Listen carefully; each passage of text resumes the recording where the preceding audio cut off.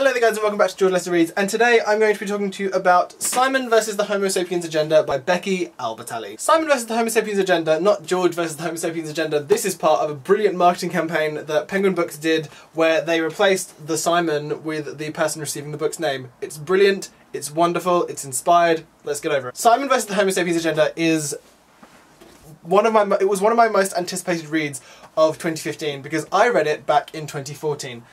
Let me tell you a story.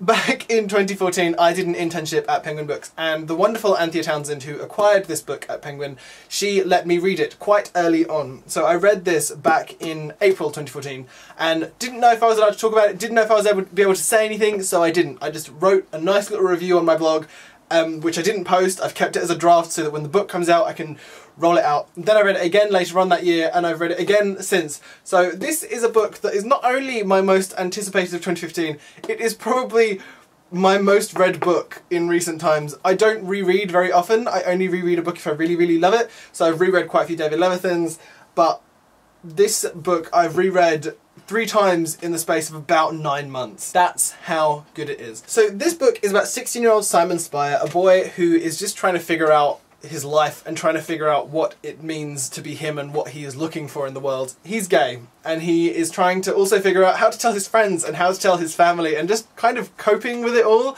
But it's not a dramatic coming out novel, it's not a emotionally wrought vision of what it's like to be young and gay in America. It's just a book about a boy coming of age and a nice, sweet romance between him and a boy called Blue, who he's been exchanging emails with for goodness knows how long. Ever since he saw a post on the Creek Secrets Tumblr, a weird Tumblr where all the secrets of the school are posted, and a boy left an email address there, and he started talking to him.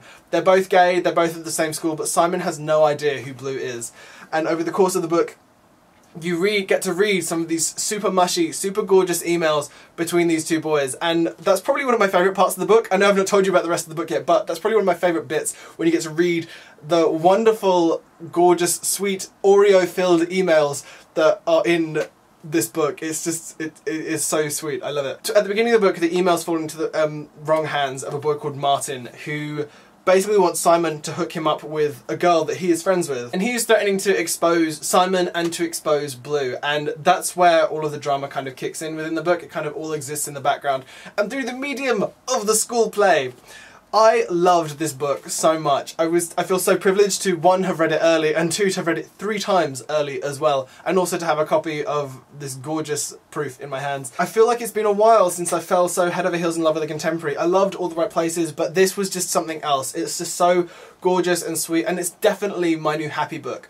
I think what I loved so much is that it manages to connect with a young audience really well. I felt like I could relate to a lot of the things that Simon was going through from when I was younger. I also feel like a lot of the references in there were really great, the cultural references to things like Tumblr, and I feel like it was very young. The voice was very real to me, and I felt the characters I didn't want to leave behind, hence why I carried on rereading it. But I feel like I could read this book over and over again, and I just couldn't get bored with Simon and with Blue and with all of this, the brilliant cast of characters that Becky Albertalli has created. I won't lie, I was sceptical when I first heard about this book, but I was just completely bowled over by how brilliantly sweet it is, and I highly recommend anyone to read it. I've given this 5 out of 5 stars because I couldn't put it down. I thought it was gorgeous, and I just don't... there's not another book that's really like it. It reminded me a lot of Boy Meets Boy, the whole kind of gorgeous, fluffy romance aspect of it. I didn't guess who Blue was. It's only upon rereading it that you kind of pick up what the clues are, and it's just brilliant. It's completely gorgeous, and I highly recommend that you go and pick it up when it comes out on the 4th of April. It's an absolute stunner, and I can't wait to see what Becky Albertalli does next. I think that's what makes it really exciting. It's just the most sweet and brilliant and addictive book I've ever read, and yeah, I absolutely loved it. I can't really gush about this book much more. I think it's stunning, and I think when you do pick it up and when you do read it, you'll understand exactly what I'm talking about. The emails in here are just so gorgeous, and the moments between Simon and his various friends are brilliant. There's a scene in a gay bar towards the end which just made me laugh, and it just made me so happy. This book, it lifts me. It just makes me feel warm and fuzzy inside, and it's my happy book. If I'm ever feeling sad, I know that I'll be able to turn to this book and it will improve whatever badness is happening in my life. So yes, that's Simon versus the Homo Sapiens Agenda. I am in love with this book. I am talking like a crazy person about it, and it deserved its own video. It deserved to have its own video where I hold the book and I shake it around a lot and I tell you how much I love it. So yeah, that's the end of this video. Oh no! That's the end of this video. If you have read this, let me know what you think.